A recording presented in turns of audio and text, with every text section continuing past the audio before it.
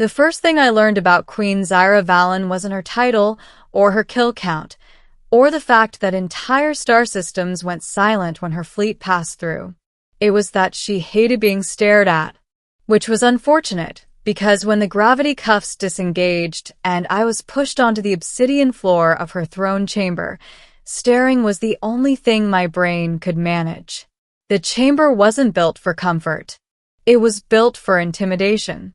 The ceiling rose so high it disappeared into shadow, pierced by veins of slow-moving violet light that pulsed like a living heart.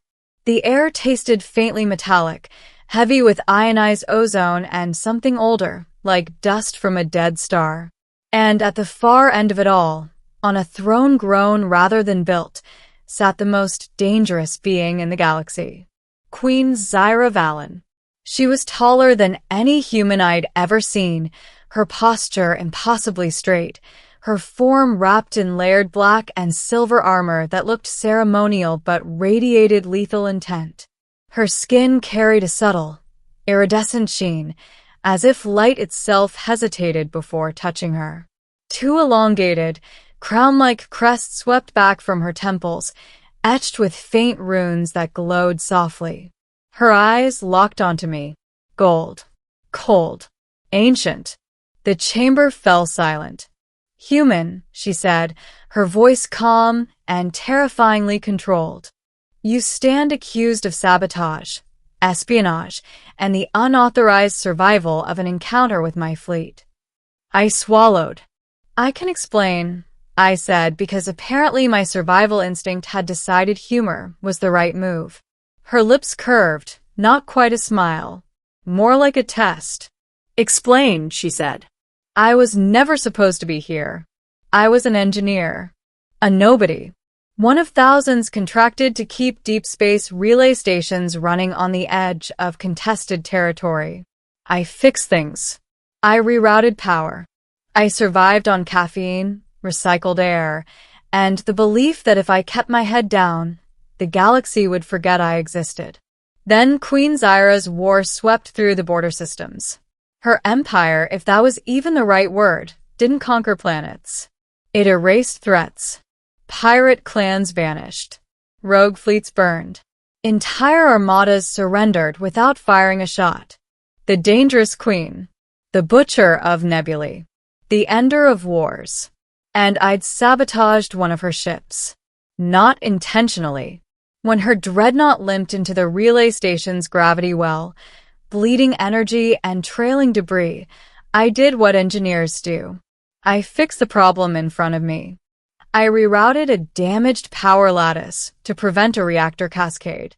That reroute, apparently, prevented the self-destruct of a royal flagship, which was how I ended up shackled and dragged halfway across the galaxy to kneel at her feet. "You altered my ship's core," she said, eyes narrowing. "You interfered with a sacred protocol." "If I hadn't," I said carefully, "your ship would have turned into a star-sized explosion, along with half the sector." Murmurs rippled through the chamber. Advisors. Generals. Executioners. Anara raised one hand, and the sound died instantly. "You claim ignorance," she said. "I claim competence," I replied. That earned me a real smile. A dangerous one. They expected her to kill me. I expected her to kill me. Instead, she dismissed the court. The massive chamber doors sealed shut, leaving just the two of us and the soft hum of power running through the walls. "You are either extraordinarily foolish," she said as she descended from the throne, each step deliberate, controlled, or extraordinarily honest. She stopped an arm's length away. Up close, her presence was overwhelming. Not just physically, but psychologically. It felt like standing too close to a gravitational singularity, like one wrong move, and I'd be pulled apart molecule by molecule. "I don't execute engineers who save my fleet," she continued. "But I also do not allow unknown variables to walk free." I held her gaze, my pulse hammering. "What happens to unknown variables?" I asked. Her eyes flicked briefly to the side of the chamber, toward a door carved with symbols I didn't recognize. "They're studied," she said. Observed. A pause. Sometimes tested. That was how I became her guest. Not a prisoner. Not exactly. My quarters were luxurious in the way only a warlord's ship could manage: sleek surfaces, adaptive gravity, a viewport that showed stars sliding past like distant embers. No guards inside. Just a single, unmistakable security field woven into the walls. And one rule: when the Queen summoned me, I came alone. The summons came at the start of the third cycle. Her private chamber was nothing like the throne room. No towering ceilings. No crowds.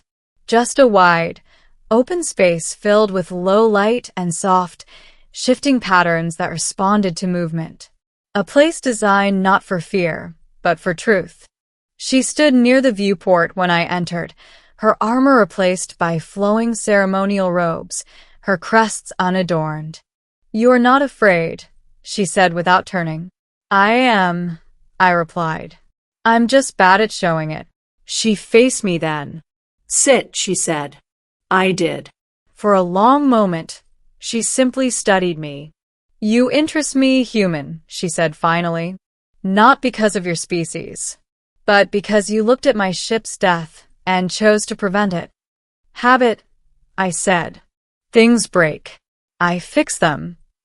Her gaze softened, just a fraction. "In my empire," she said, "mercy is seen as weakness, attachment as a flaw. Yet tonight, I find myself curious." She stepped closer. "This night," she said, voice lowering, "you will remain with me." I hesitated. "Is that an order?" "It is an invitation," she corrected. "One that very few survive." The night passed in conversation, not bloodshed. We spoke of war and the cost of ruling through fear.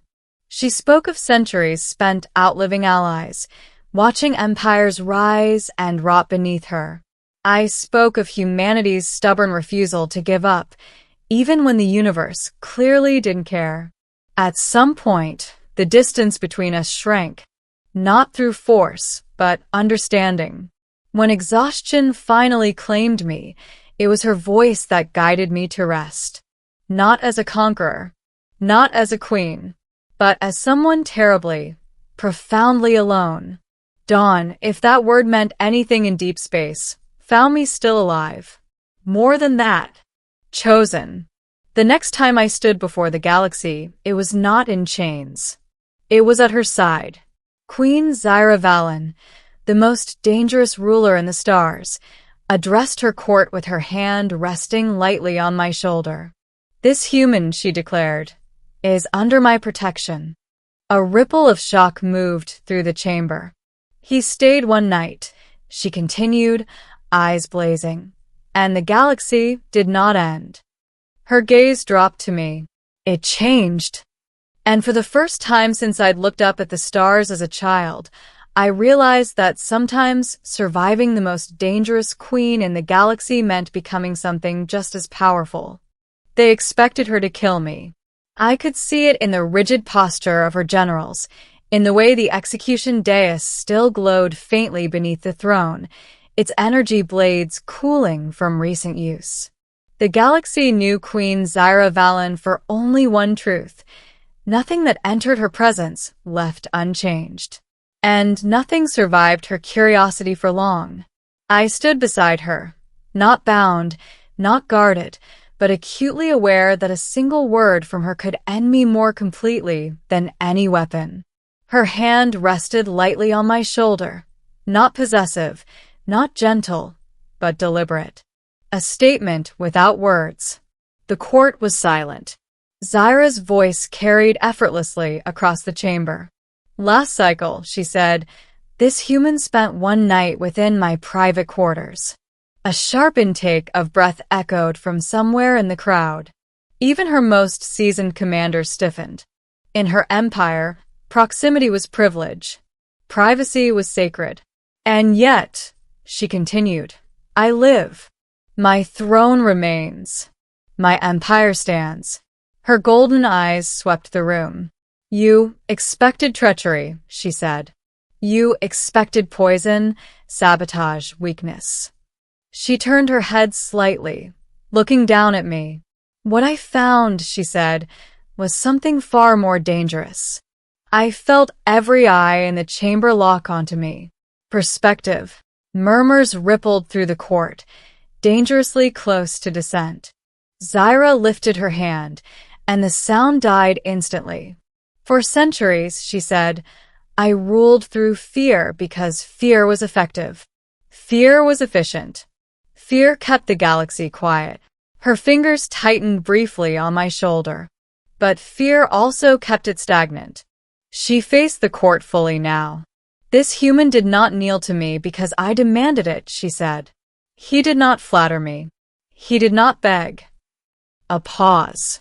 He challenged me without raising a weapon. That statement landed harder than any threat. In one night, she continued, he spoke to me not as a queen but as a ruler who bears the weight of every life ended in her name. The chamber remained frozen, breath held across dozens of species. I am not weakened by this, Zyra said coldly. I am sharpened. She withdrew her hand from my shoulder and stepped forward alone. From this moment, she declared, the methods of my empire will change. That was when the true shock came. Not mercy, she clarified. Not surrender. Her eyes burned brighter. Precision. She turned back to me. This human will serve as my strategic liaison. A collective gasp erupted. Some in outrage. Some in disbelief. Some in fear. He will speak when I cannot, Zyra said. He will question what my immortality has made invisible to me. She leaned closer to the court, voice dropping to something deadly calm. And if he ever betrays me, she said, I will personally unmake his species. I swallowed. Fair enough. Later, much later, the galaxy learned that something had shifted. War fleets withdrew instead of annihilating border worlds. Pirate coalitions were dismantled surgically, leadership removed without planetary devastation.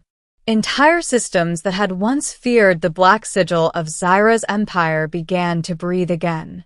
They whispered that the queen had softened. They were wrong. She had become smarter. And I saw what no one else did. At night, when the lights dimmed and the stars drifted past the viewport, she would stand beside me in silence. Not touching, not speaking, just present. You know, she said once, watching a blue star collapse in the distance, dozens have tried to kill me in my sleep. I figured, I replied. You don't seem like a light sleeper. She tilted her head, studying me. You never tried, she said. Didn't see the point, I answered. If someone that powerful is still standing, killing them usually just creates something worse. Her lips curved faintly. Human pragmatism, she murmured. Infuriating. Another pause. Refreshing. On the final night before my first diplomatic mission, I found her waiting in the private chamber where it had all begun. She wasn't armored. She wasn't crowned. Just Zyra. You could leave, she said without turning. I would allow it. I considered the stars, the wars, the impossible weight she carried. Then I looked at her and let the most dangerous queen in the galaxy rule alone again. I asked. She faced me slowly. Careful, she said. That sounds like attachment. Careful, I replied. That sounds like trust. For a long moment, the universe held its breath. Then she stepped closer, close enough that I could feel the warmth she rarely allowed anyone to sense. One night, she said quietly, changed the course of my empire. Her voice dropped to something almost vulnerable. It did not end in blood, she said, or conquest. Her eyes locked onto mine. It ended in choice. She rested her forehead briefly against mine, a gesture no one else would ever witness. And that, Queen Anara said, terrifies the galaxy far more than my fleets ever did. I smiled. Good. Let them be afraid.